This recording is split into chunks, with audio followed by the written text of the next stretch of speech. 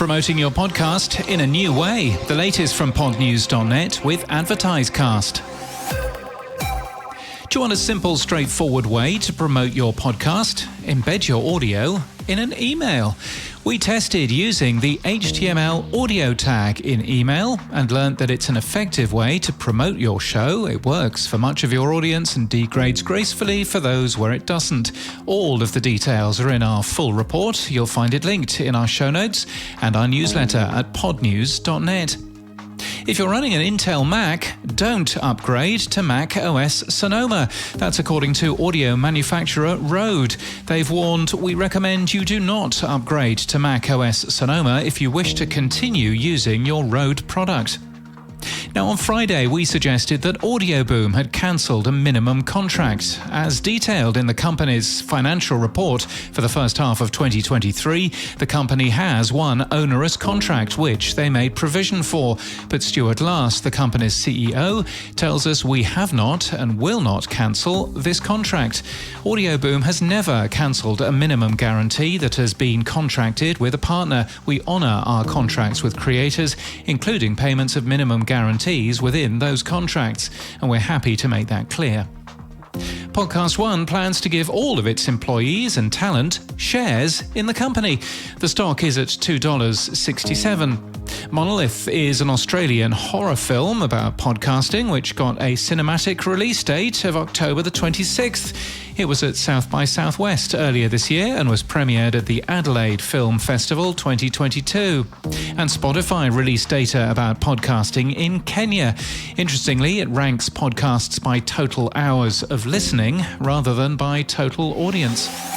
In People News, media measurement company Nielsen has a new CEO. Karthik Rao replaces David Kenny, who becomes executive chairman. The company was purchased by private equity last year and has since had 2 rounds of redundancies. And German audio company Zebralution is switching up its management. It's time for some tech stuff, and the Podcasting 2.0 Music Top 100 is new data from the Podcast Index, showing the most boosted songs played in music podcasts. We covered it at the beginning of September. It now updates hourly.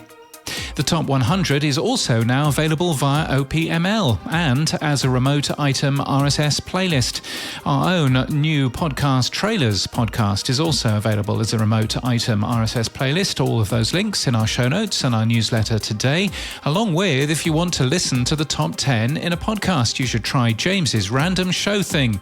It's a test by me to see how all of that stuff works. And in podcast news, Yahoo Finance Daily covers the latest financial news from the reporters at Yahoo Finance. Shows are less than 5 minutes. It's from the Airwave Podcast Network, and we thank them for their support this month. Magic and Mountains returns for a new season in early October, according to the author T.A. Barron. The second season will explore the wonders and inspiration of nature, the challenges of climate change and biodiversity loss, the magic of creative writing, and the power of young people to make a positive difference in our world. And Doctor Who Redacted is back for a new season today to celebrate the show's 60th anniversary. The second season is made by BBC Studios for BBC Sounds.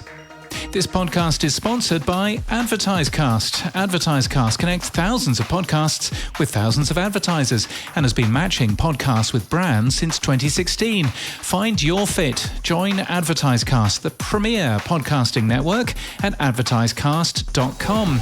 And that's the latest from our newsletter. To read all the stories and subscribe, we're at podnews.net.